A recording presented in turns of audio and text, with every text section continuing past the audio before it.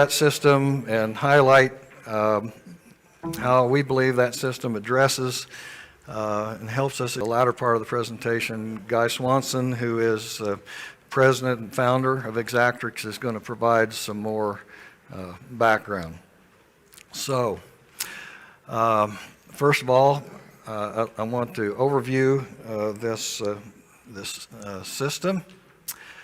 We're integrating several what I'd call advanced technologies.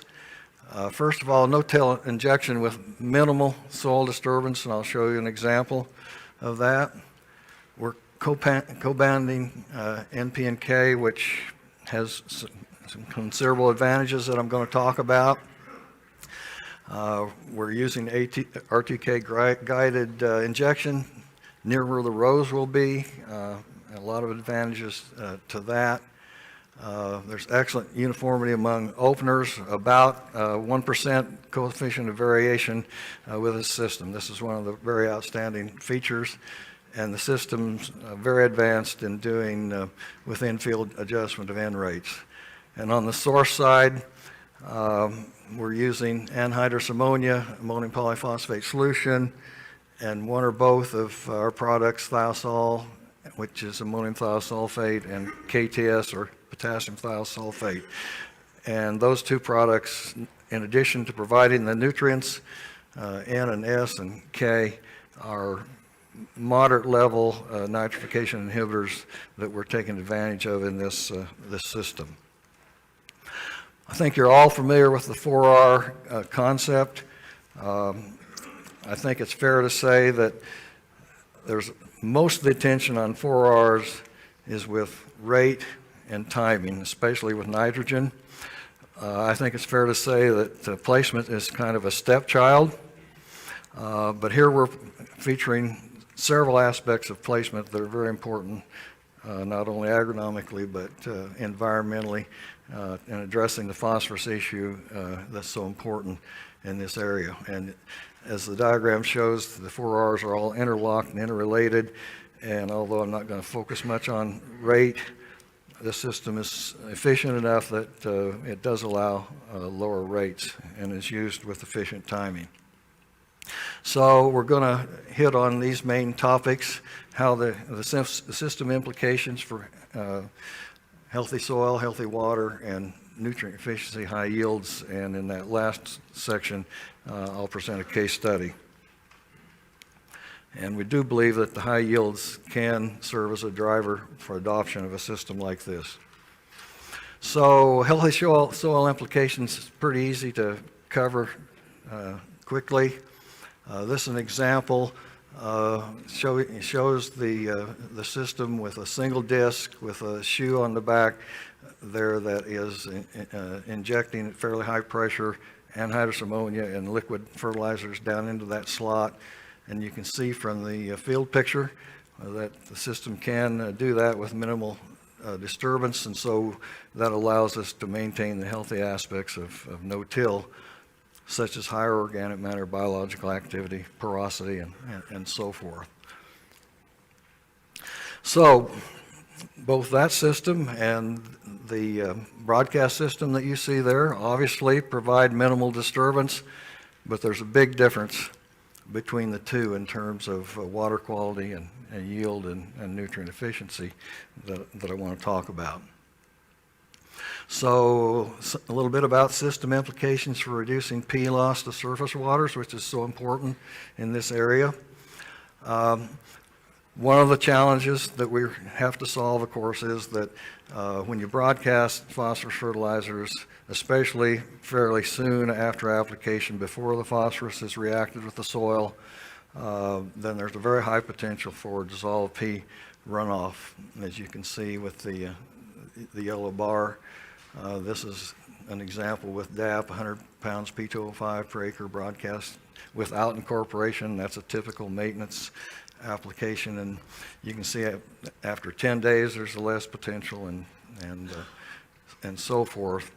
And it's obvious that injection will help essentially eliminate that P loss from recently applied fertilizer. If you look over there for the no P, that's really the P loss you get from the background or the soil test P that most people seem to zero in on, and I'd say, don't forget that recently applied P. The other thing that this system can address is that it's going to give you a reverse stratification instead of what's developed over years in this area with a broadcast application and reduced tillage, where you've got a higher concentration near the surface. Knifing in is going to give you a reverse stratification, which should help with the P runoff. But of course, surface P runoff is just half the story in this area in the tile drain. In this study, Doug Smith and others found that on the tile drain system they evaluated in northeast Indiana, on their research fields, 49% of the soluble P and 48% of the total P loss occurred through tile drains, and so that was through macropores. And the question is, can an injection system like we're describing help address that problem also? And it's especially important to note that with no-till, this problem is even greater. In this study, we see that with broadcast P and no-till versus broadcast P dished in, the amount of dissolved P being lost in the tile drains was about 3 times higher, and the total P was about 2 times higher. So it's critical that we do something with no-till to help alleviate that situation, and we believe that subsurface injection can do that. And they have a nice diagram to show what's going on there. And basically with no-till, the surface runoff is carrying P to macropores, and there's water and P going down macropores without much interaction with the soil. And in the tilled, you first of all incorporate a lot of the P, and much of the water and P is not going into macropores. And so we really need something to address that situation with no-till. And so injecting P avoids that surface runoff going to those macropores and down, and substitutes a band like I've described there. And so you'd ask, does that help reduce P runoff? Well, phosphorus is very immobile in soil, and so phosphorus in that band is not going to move readily to macropores. Then the question is, what happens when the band intersects a macropore? And we believe that both of these tools will provide some plugging action on macropores, so that we can help address that situation with this subsoil injection. So we believe this system will address surface P runoff and P loss through tile drains, and at the same time minimize soil erosion and P loss with particulates going off the field. Okay, let's look at nutrient efficiency improvement factors. What are the reasons that this system improves the nutrient efficiency? First of all, if you're comparing it with broadcast materials that contains urea, such as urea or UAN solution, you've eliminated that ammonia loss that tends to occur from them. You've greatly reduced the early season tie-up and residues because you're applying the material below a lot of the decomposing residues. You've got less denitrification in poorly drained soils because the readily available carbon from the residues near the surface is an important factor for denitrification. And you have better root contact with mobile P and ammonium, and we're going to focus on ammonium quite a bit later in the presentation because we're going to be inhibiting nitrification, and the plant's going to see more ammonium. There are synergies for having those nutrients together in a band that I'm going to talk about, and there's some real advantages of having those bands in close to where the row is going to be, and I'll talk more about that bullet too. So what about the synergies for co-banded NP and S? Well, it's especially important for immobile nutrients because you want as large a fraction of the roots in that band area as you can get, and if you've got those combined nutrients, you're going to have better root growth in there. That's well documented. If you've got the N and P together in there, you're going to have some enhanced solubility of the P because of some of the chemistry going on there. If you've got early season enhanced ammonium nutrition, then you're going to have some benefits there as well. And that's due to some physiological advantages that I'm not going to go into a lot of detail, but they have to do with the plant maintaining charge balance and pH balance and some energy conservation early in the plant's growth and some enhancement of a growth regulator.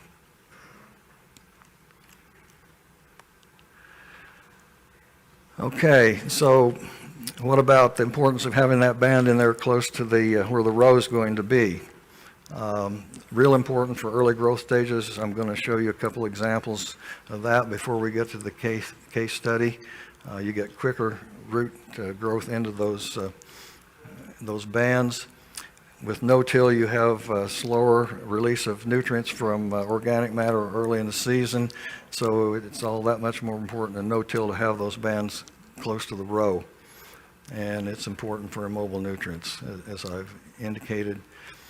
And I believe that by having those bands in really close to the row, as close as we can get them without causing any damage, there'll be some situations where we can preclude the need for application with the planter, and that'll allow faster planting and more timely planting. This is just an example of where Microessentials SC was injected directly below the row versus various distances from the row to supply 35 pounds of N, 100 pounds of P2O5, 25 pounds of zinc, sulfur, and some zinc. And you can see there was a distinct advantage of having that band directly in the row, about 4 inches below the row. And this was even with a very high soil test P. And I think we can see some stronger responses even with a more typical soil test level. This is recent data showing that with N, I think that we can show a pretty big benefit by having the pre-plant part of the N applied directly below the row. And the last two treatments are a comparison there, where 90 pounds of urea N was pre-plant broadcast incorporated and then 90 pounds side dressed. That gave a yield of over 3 locations, 266 bushel. And the only change then in the second treatment is that instead of broadcasting that pre-plant 90 pounds, that pre-plant 90 pounds was banded below the row, 6 inches below the soil surface, gave a 12 bushel increase. And so I think that's an example of where we can supercharge that early growth and set that plant on a trajectory for higher yields. Okay, let's take a look at a case study here that illustrates some of these points. The objective of this case study was to evaluate the integrated system for achieving yield increases via early season enhanced ammonium nutrition using the integrated 4R system that I've described. And this was on irrigated no-till corn following soybeans. It was in 9-inch paired rows that were on 36-inch centers. This is the machine that was used for the application, and the openers were on 18-inch centers, and they were operated to straddle where the 9-inch paired rows were going to be, so the bands were 4.5 inches from the paired rows. And I showed this picture before. This is an illustration of minimal disturbance that you can achieve with that. This was on a Hastings silt loam in Nebraska. These are the treatments. All treatments received a total of 170 pounds of N per acre, 35 pounds of P2O5 per acre, all co-injected together. Treatment 4 there only had 145 pounds of N per acre. We had that in there to help us evaluate where we were on the yield curve with the 170 treatments. And then we had a series of nitrification inhibitor treatments. Treatments 3 and 4 both received standard rate of N-serve. Treatment 2 received a fairly low rate of DCD to give us a lower level of nitrification inhibition. Treatments 5 and 6 were ammonium thiosulfate, thiazole, applied at 10 to provide 10 and 20 pounds of sulfur per acre, and then the next treatment had DCD added onto that to enhance the ammonium nutrition further. And treatments 8, 9, and 10 were similar, but with KTS. Soil test levels were for sulfur and K were high enough that we didn't expect a response to those nutrients, so we were expecting most of the nutrients to be due to enhanced ammonium nutrition. We don't think that reduced N losses were a big factor because the 145 N rate gave the same as the 170 N rate, which means the 170 treatments could have lost 25 pounds of N without affecting yield. So we think we're looking at an enhanced ammonium nutrition response here. Plots were 36 feet wide by half mile long, good precision with a 4.1 LSD. And here are the yield results. See the control with 243 without any inhibitor. The DCD boosted yields up to 249. The two N-serve treatments are at 251. And then the series with the thiazole, 249, and then the higher rate, 254, and then adding DCD on top of that, 257 for an increase from 243 control to 257. The KTS gave a similar series of yield increases. So what were the increases in nitrification inhibition that we saw? The red line shows that. The N-serve treatments preserved about, at planting time, a little over 60% of the N as ammonium. The thiosulfate treatments were down in the 0.25 to roughly 0.4 range. And so I think the way to look at these data is to graph the yield versus the fraction of N that was maintained as ammonium. And we've done that, and we got a very nice relationship showing that indeed we got a nice response to enhanced ammonium nutrition, and that probably the N-serve maintained too much ammonium, nitrogen as ammonium. And so we're going to be expanding on this work. We think that this can be a factor to boost yields in this system that we described. So this just says that we think we can get a boost with enhanced ammonium nutrition. We did a similar trial with the bands 7 inches from the rows and didn't get this enhanced ammonium nutrition response. And so we think it's very important to get these bands in close to the row. Just note, as probably most of you know, there's a lot less sulfur deposition now in this part of the world, and if we don't apply sulfur, we're going to be mining, and we're going to be seeing higher and higher probabilities of response to sulfur. And we think that we're looking at getting a dual response from our thiosulfates from sulfur and enhanced ammonium nutrition. So the bottom line is that integrating these three things here that I've talked about provides a healthy, a triple win for healthy soils, healthy water, and high yields. And we think high yields can drive adoption. So, Guy, it's yours.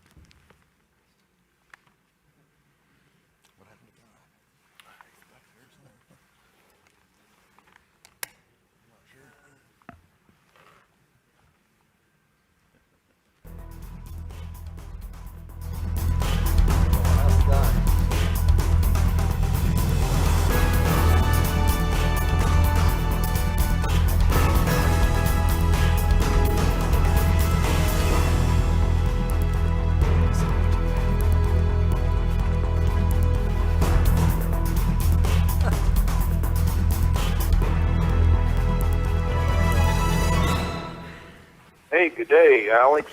This is Guy Swanson calling in today, your Great Plains reporter.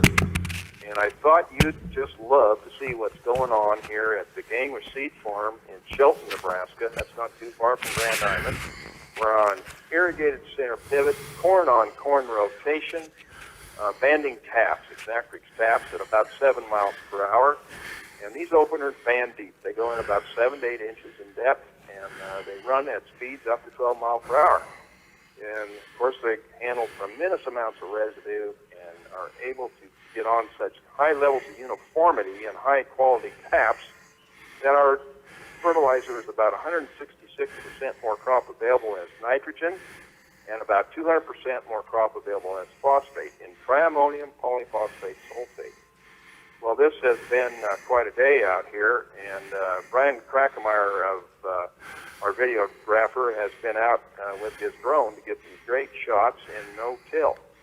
And there's a big no-till movement in Nebraska, and many are not aware of it. It's because of the expense of farming today is so close, the margins are close, and we're looking for 150 more net dollars an acre. That's our goal, and that's because we don't use as much nutrient. We do it variable rate site-specific, as in this case, and we're trying to hold that nitrogen in the root zone. And this is one of the problems in Nebraska. We don't export the nitrogen. It just stays in the ground and moves to the drinking water. So we've got to be really careful about how we time it.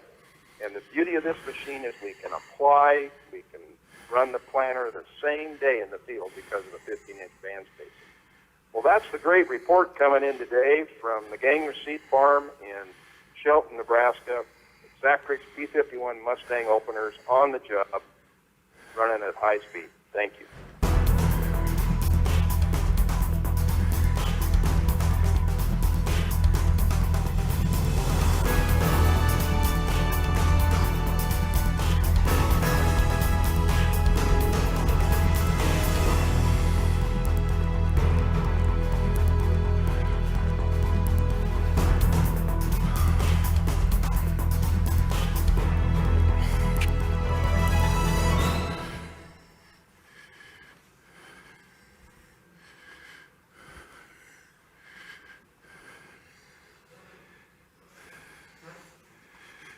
Okay, I'm glad to be here with you this morning. I'm from Spokane, Washington.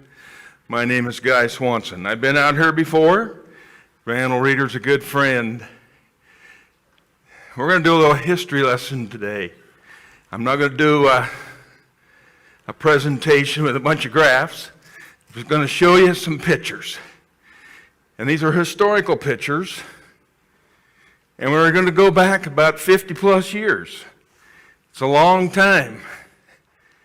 Man's life, you begin to realize that things have changed. And of course, we didn't have all this technology when agriculture first started. Well, there's a tale here of two regions. And of course, the Lake Erie problem is with phosphate runoff. We've now got it pinpointed pretty well. The Palouse region is another tale to tell, and it's related to fish, water quality, soil loss, and severe environmental damage to the dams of the Snake and the Columbia. The tremendous amount of money flowed into this part of the world in about 1972 till about 1986. That's because these dams were critical for generating power to build aluminum, for navigation, recreation, and the big thing was the fishery. This is the Palouse River. It's not really a river, it's a mud flow. And David Montgomery showed you some of the pictures of the land as it left the Palouse country. This river never had salmon go up it. It had a terminal cataract that was a 190-foot waterfall. So the farmers were pretty vicious to the land. Initially, they didn't realize the asset they had. And of course, as we begin to understand, like David did not explain, where did all the soil go? And in this particular case, you know where it's at. It's in the rivers, the streams, and behind the dams. So historically speaking, we're talking that period of 1960 up until about 1985 was a tremendous period of soil loss. And this relates to your farming practices here, is that we've got to do something about the runoff and the fertilizer runoff into the lake. So equipment has developed. This is the final version here, so to speak, or the current version of how to manage nutrients and get the nutrients site-specifically, positionally, and ideally chemically available for the plant.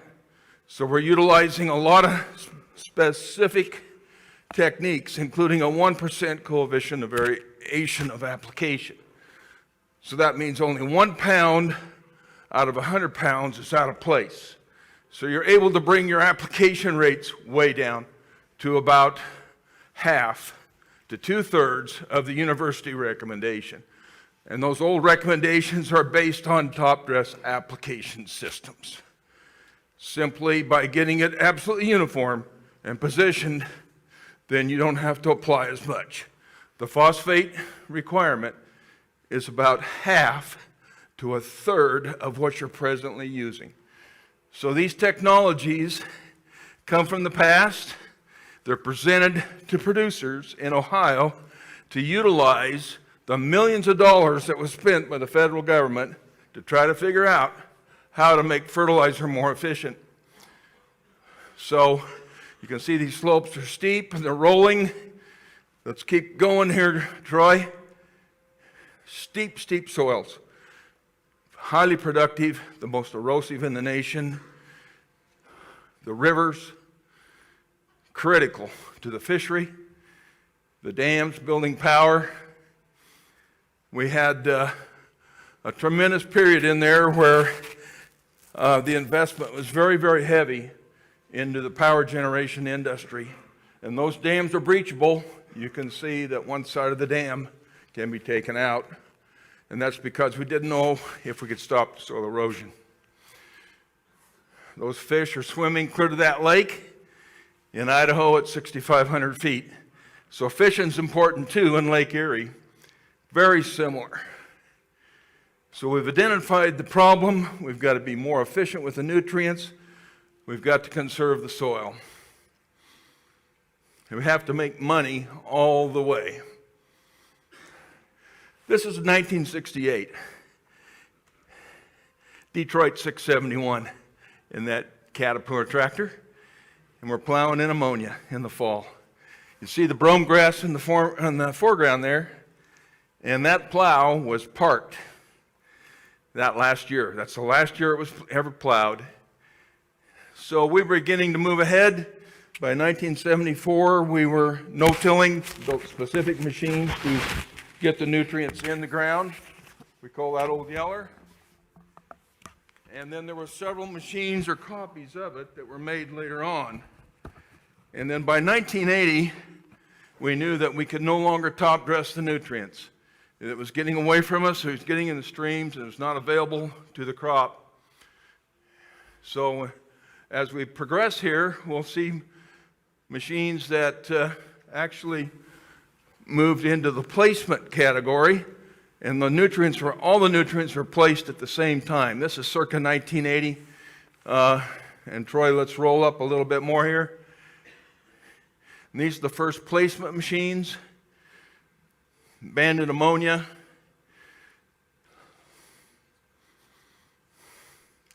Did a rotational grid, took a look at all the different crops that could be raised, discovered that we probably weren't raising the right crop.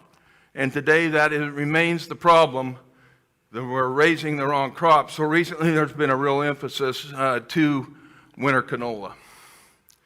This is what winter rape looks like, winter canola.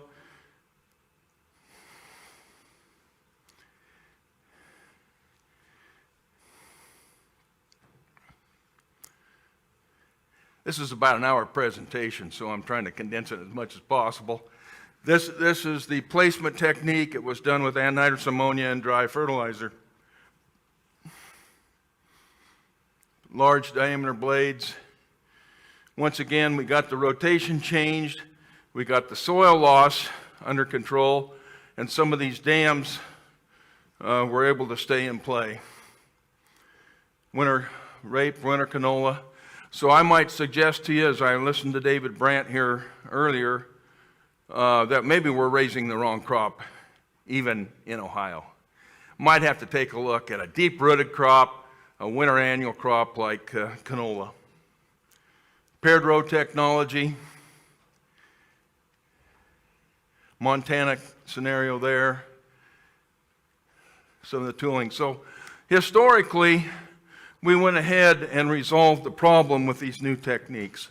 Today, as we roll on to about the 43rd slide here, we moved into much more dynamic approaches by moving to a two-pass design and building these machines that band the nutrients prior to production or in the growing crop, so you can time it in perfectly well. This picture's taken in Texas, big dryland farm down there.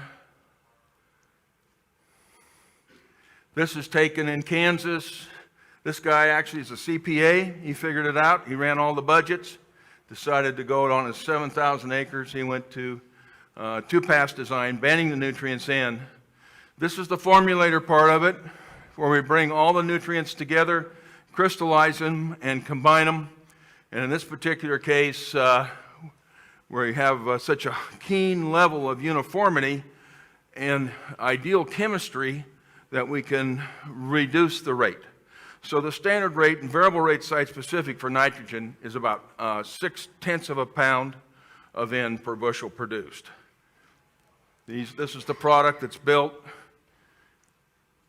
This is one of the advantages of banding and doing rotational band loading, is that those old bands remain crop available for future crops. And that's why the phosphate bill goes way, way down, because you don't use as much. You're only going to use about 1/3 of what you're using right now, because those residual bands stay in place. They don't move, they're crystallized, and they're located in such a proximity that only the growing crop can find it. Typical no-till application there. Another shot at the growing crop. Big rigs in Kansas conditions. Double cropping scenarios, banding nutrients in difficult conditions, snowy conditions. We can run under very wet conditions. Nebraska picture. All of it's VR site specific now. Almost every single machine is VR site specific.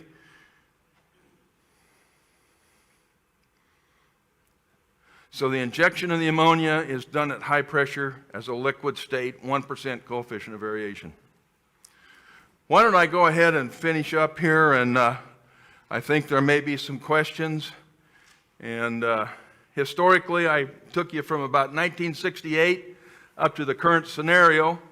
The machinery changes, but the people have to move along with it too. And so the changing scenario here in Ohio, it's nothing new. It's just got to change. Okay, I think that's it. Thank you. Do we have questions for either Burt or Guy? We have time for a couple quick questions.